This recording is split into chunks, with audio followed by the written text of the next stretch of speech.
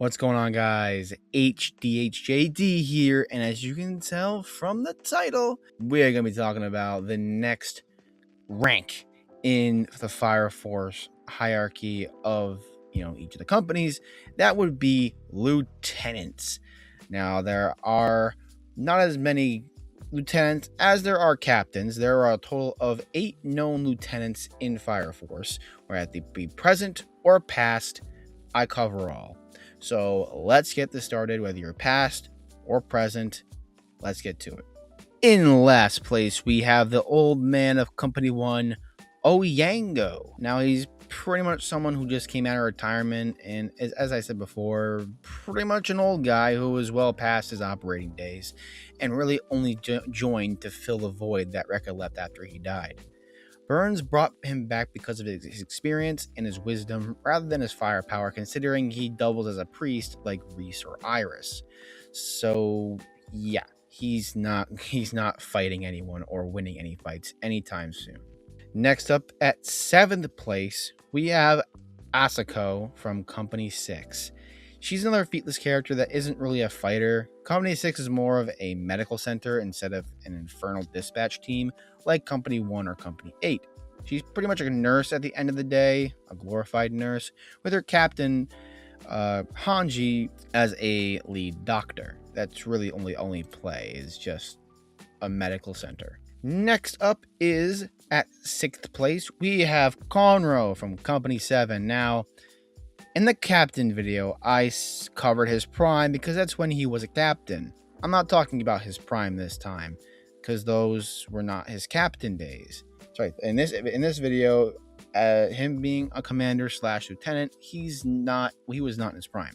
So, just to let y'all know that. He'd be the most powerful lieutenant on this list if I were to count his prime. Anyway, he has no feats of combat after his fight with the Demon Infernal due to his injuries, but at the very least, he does have powers and can use them for a time, unlike Asako, who really isn't a fighter, and Onyango, who is an old man. Next up is 5th place, is Tokuyama from Company 5. He's also another featless character like the others I discussed in this video that have been below him, but the only difference is he's actually in good shape. He's not crippled like Konro, he's not old like Onyango, and he has combat experience unlike Asako. So I can give him that much, but other than that, I can't put him any higher due to him not having feats. That's all it really boils down to with Tokuyama. At 4th place, we have our first, mildly featful character. We have a former lieutenant like Tokuyama, but he's got feats. It's Haoyan. I've always struggled to say his entire name. Haoyan Lee from Company 1. There's no difference between him as a captain and him as a lieutenant, so I'll be including his feats from his reign as captain. He's relative to Rekka, but a little weaker since Karim had to take over the fight between Doppelganger Rekka and him, as it's a little unclear if Rekka was as strong when he was alive due to the Doppelganger rule. Doppelgangers are only as strong as the public sees them, and people clearly thought highly of Rekka and thought Rekka, Karim, and Hinawa were all relative to each other, with Karim being the more powerful of the three, but Rekka also struggled against Volume 4 Shinra, a rookie Shinra. Pretty much, it's really a little unclear of how powerful Rekka actually is. Hinawa other feats do include taking a blow from Sister Samir, who can make earthquakes. Mind you, earthquakes can devastate cities. He got his forearm shot off and reacted to a white clad attack that was around light speed, so not bad for the guy. At 3rd, we have Rekka, the first boss fight of Shinra's career. The Company 1 member lost to a Volume 4 Shinra, as I talked about earlier in the Hinawa section, but Shinra had better mobility in the air, and that was his whole fighting style, whereas Rekka is a better hand-to-hand close-range fighter, not made for a fight in midair. But I also can't ignore how a rookie Shinra bested him. If his doppelganger is anything to go off of, then he's pretty powerful, and he can beat Hinawa and keep up with Karim, but ultimately lose to Karim high difficulty.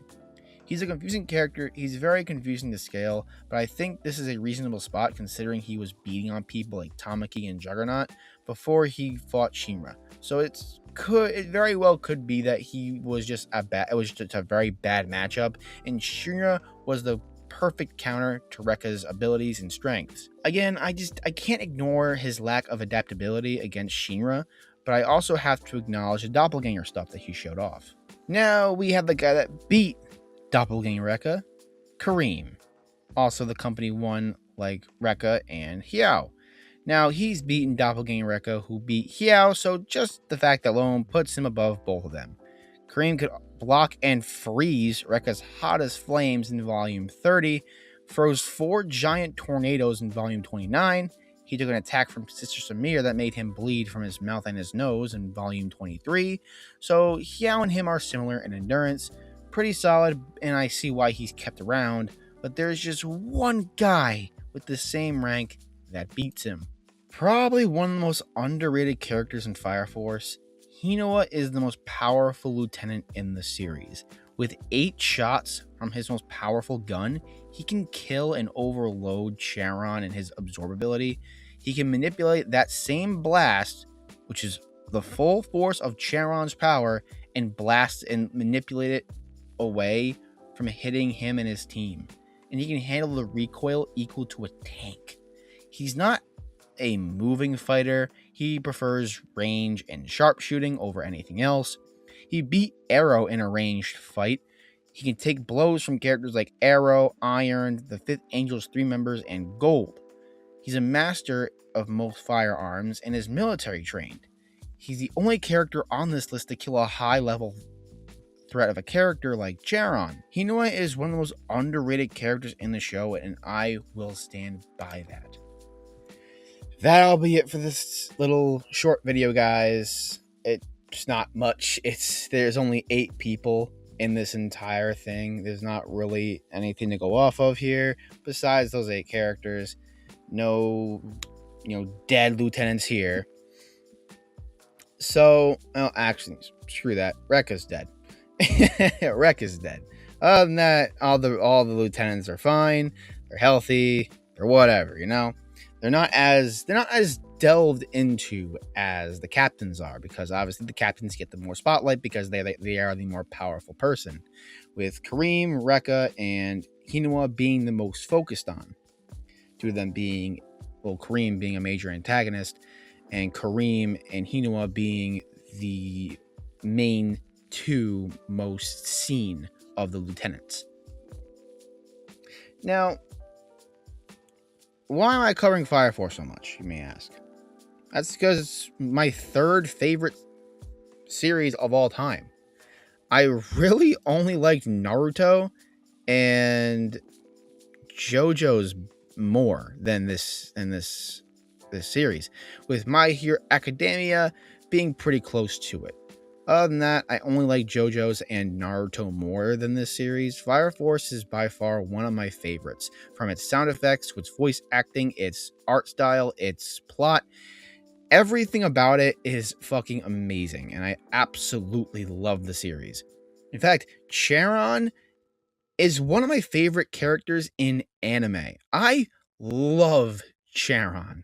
And when he died, that was such an emotional moment. I almost cried during that. I felt Hayuma's pain because she really didn't want him to leave. Charon was the only person who ever really saw her for her. He didn't think of her as a pain in the ass. He saw the pain that she was going through. He was the only one that did, and the only one that ever really cared about her. So Charon is a loyal guy. He's powerful. He's low-key a little bit funny, unintentionally, granted. And he's just a big fucking dude. He's intimidating. He's got probably the most overpowered ability in the series. Like, dude, his ability was so fucking terrifying for the longest time until Hinawa overloaded it. And that's only because Charon was trying to protect the door. If this was a moving fight where Charon could move freely and not protect what he was protecting, Hinawa would be dead. All right, I'm telling you right now, Hinawa would not be alive. Him and Arrow, they would both be dead. But he stayed there. He stayed there and took every single one of those shots from Hinawa and Arrow.